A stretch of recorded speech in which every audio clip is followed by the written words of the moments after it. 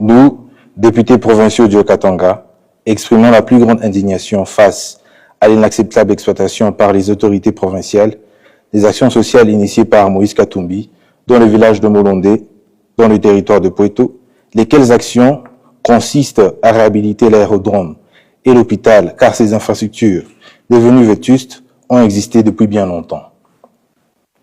Nous condamnons avec force l'attitude scandaleuse des autorités qui ont enlevé et torturé le chauffeur après s'être emparé de la Jeep dont il avait la charge. Il est inacceptable que les représentants de l'État se livrent à de telles répressions. Alors qu'il avait pris l'engagement de remettre la piste d'aviation réhabilitée par ses efforts personnels à la régie des voies aériennes, comme il l'avait précédemment fait à Kachobwe et à Poeto, l'acharnement dont souffre Moïse Katumbi est clairement motivé par des intérêts inavoués. Il est impératif de souligner dans ces dérives autoritaires qui est orchestrée par le vice-gouverneur du Haut-Katanga, en la personne de Martin Kazembe-Choula, dont la récente visite à Molondé a conduit à l'intervention des forces de l'ordre en violation flagrante des lois en vigueur. Cette ingérence illégitime rappelle les sombres épisodes où son Excellence Martin Kazembe-Choula, chargé de garantir la sécurité et le bien-être de nos concitoyens, avait déjà procédé, après les élections, à l'arrestation arbitraire de jeunes de Kachobwe, à l'époque maire de la ville de Lubumbashi. À la veille de la saison de pluie, nous constatons avec une indignation grandissante que la province abandonne sa population dans une terrible détresse. Aucune route n'a été réhabilitée. Aucune piste d'aviation fonctionnelle n'existe pour permettre la circulation des personnes et de leurs biens dans nos territoires ruraux. Nos concitoyens vivent dans l'isolement, privés de soins, médicaments et plongés dans une pauvreté extrême.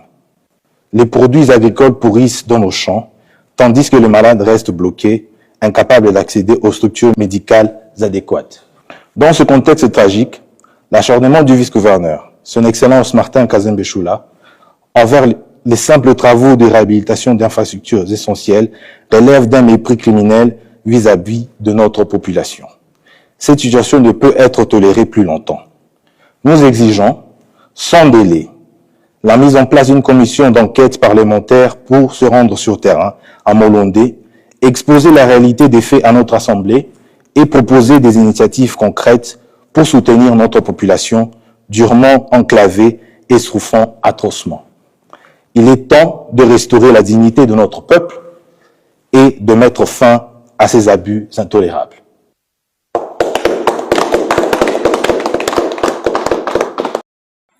La RDC emploie tous les moyens à sa disposition, notamment le front militaire, le front diplomatique et le front judiciaire.